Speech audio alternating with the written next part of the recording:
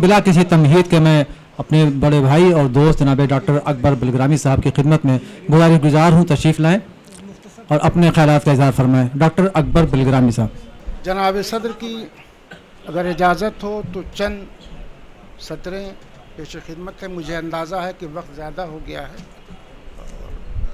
میری گفتگو کا جو عنوان ہے وہ ہے صوفی بستوی انسان دوست شہر. بڑے شہروں سے متصل چھوٹے شہروں کا یہ المیہ ہے کہ انہیں ترقی کرنے کا وہ موقع نہیں ملتا جس کے وہ حقدار ہوتے ہیں، اور نتیجے کے طور پر ان چھوٹے شہروں کی صلاحیتیں نقل مکانی کرنے پر مجبور ہوتی ہیں اور نئی سکونت یا رہائش پذیری ان سے ان کے اصل وطن کی پہچان چھین لیتی ہے. شہر بستی جو گورکھپور سے بہت قریب ہے اور اب بٹوارے کا کرب جھیلنے کے بعد اس کے ایک حصے کو سدھارتھ نگر کا نام دے دیا گیا ہے. یہ چھوٹے شہر علم و ادب کی سرپرستی، سخن سنجی اور سخن فہمی میں اپنا جواب نہیں رکھتے ہیں.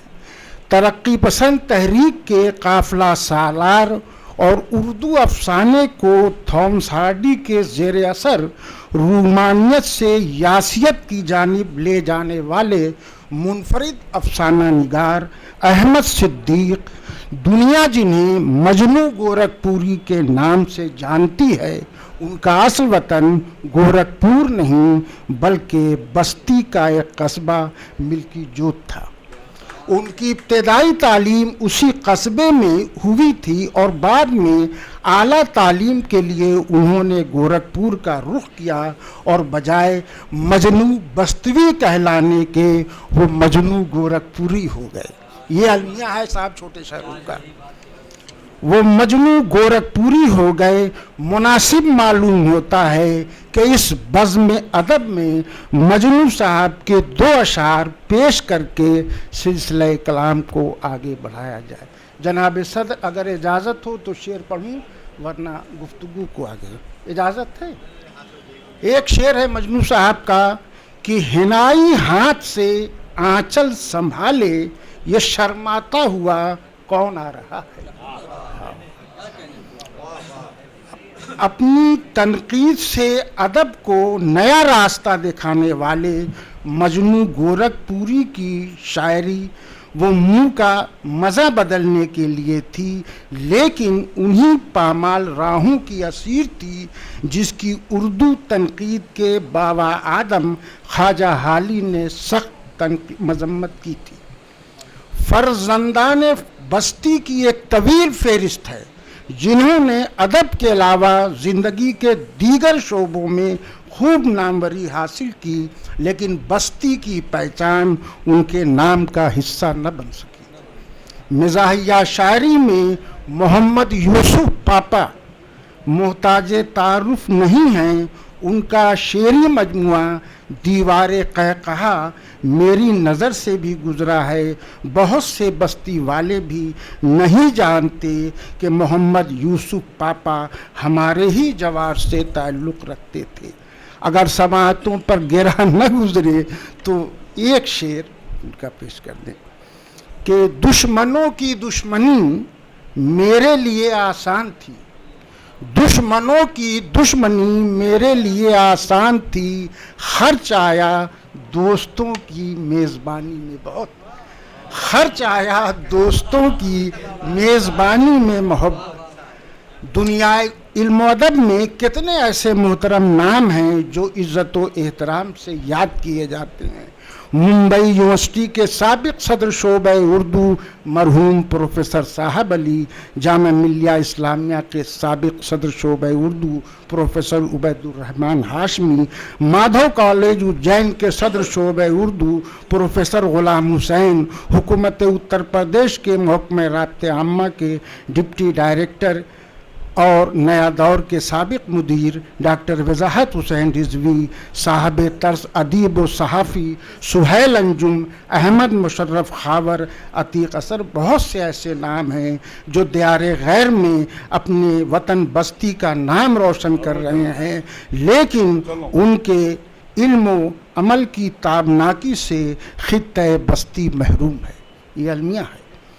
استاد محترم ڈاکٹر اختر بستوی سابق صدر شعبہ اردو گورکھپور یونیورسٹی کی ذات گرامی ایسی تھی جنہوں نے دیار بستی کو اردو کی عالمی بستیوں میں متعارف کرایا.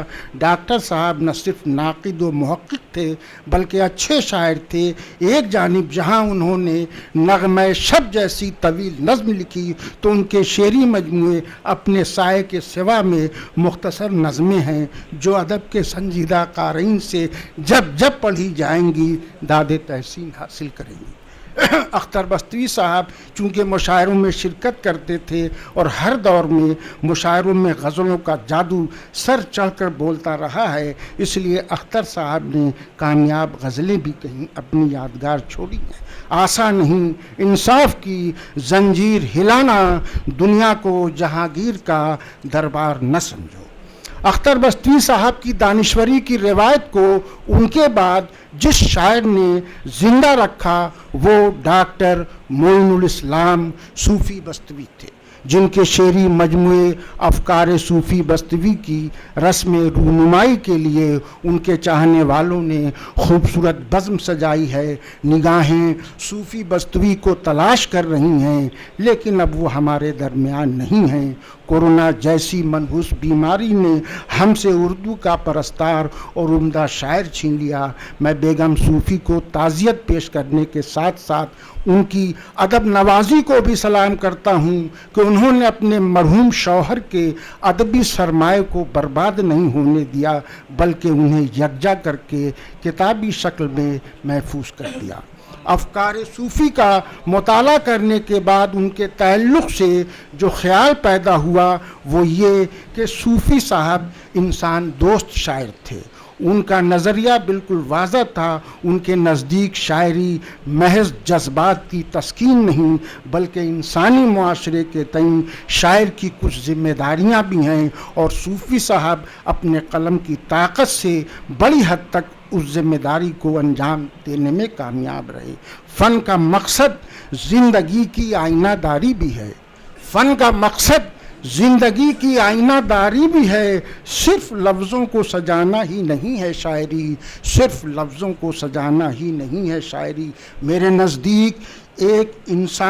نزدیک انسان دوستی سے بڑا کوئی کام نہیں ہے اور معبود کی مخلوق سے محبت کرنا اور ان کی خبرگیری کرنا عبادت سے کم نہیں ہے. ترقی پسند شاعری کے زیر اثر جس انسان دوستی کا مظاہرہ کیا گیا آج بھی یہ نظریہ قائم ہے اور ہر اچھا شاعر اس خیال کے تحت اپنے شعری کائنات میں رنگ بھرتا ہے. جہاں کہیں بھی حق گوئی اور حق بیانی ہے وہ عین ترقی پسندی ہے اور صوفی صاحب کے ہاں ہم کو جگہ جگہ ترقی پسند شاعر کا عکس نظر آتا ہے. افکار صوفی سے چند اشعار بطور مثال اگر اجازت ہو تو پیش کروں ورنہ گفتگو کو آگے بڑھاؤں. جناب صدر اجازت ہے ایک آدھ سے؟ جن کے کپڑوں کو گھٹا دیتی ہے غربت صوفی، جن کے کپڑوں کو گھٹا دیتی ہے غربت صوفی، ان کو ہرگز نہ کہے دہر میں اریاں کوئی، ان کو ہرگز نہ کہے دہر میں اریاں کوئی. اور آج بھی ایسے گھرانے ہیں جہاں میں صاحب، آج بھی ایسے گھرانے ہیں جہاں میں صاحب عزت نفس پہ حرف آئے تو مر جاتے ہیں، عزت نفس پہ حرف آئے تو مر جاتے ہیں. بس آخری چند ہے کہ چند پیسوں کے واسطے صوفی کوئی بیمار مر نہ جائے کہیں. صوفی صاحب کے مزاج کی متانت نے ان کی شاعری کو نعرہ بازی نہیں بننے دیا ورنہ آج کل سستی شہرت اور مقبولیت کے لیے شعراء حضرات راست گوئی کو مفید اور مامون تصور کرتے ہیں. صوفی صاحب نے فکر اور فن کے حسین امتزاج سے اپنی شاعری کو زمانے کے عام مذاق اور رواج سے بڑی حد تک بچائے رکھا. آج کل اردو کی غزلیہ شاعری سے محبوب کا تصور और उसका पैकर मादूम होता जा रहा है, जबकि गज़ल की बुनियाद ही गम दौरा के साथ साथ गम जाना की है। मुझे खुशी है कि अफकार सूफ़ी की वरगर्दानी पर बहुत ज़्यादा तो नहीं, लेकिन महबूब का अक्स कहीं कहीं बहुत रचा हुआ दिखाई देता है। एक शेर, उसके बाद बात खत्म, कि रेशमी ओढ़नी ओढ़े हुए तन पर अपने, रेशमी, डॉक्टर चौधरी साहब, हाँ, रेशमी ओढ़नी ओढ़े हुए तन पर अपने, शब में जुगनू की तरह जलती हैं अच्छी गज़लें, शब में जुगनू की तरह जलती हैं अच्छी गज़लें, और रक्स करती हैं फ़ज़ाएं भी खनक से, उनकी चूड़ियों जैसी खनक रखती हैं अच्छी गज़लें। सूफ़ी बस्तवी वो शायर थे जिन्होंने ताहयात अपने कलम से हक़ बयानी की, और उन्होंने जो दावा किया वो बजा था, जब तलक है मेरे हाथों में कलम की ताकत, ज़ेर कर सकती नहीं कोई भी तलवार मुझे। शुक्रिया साहब।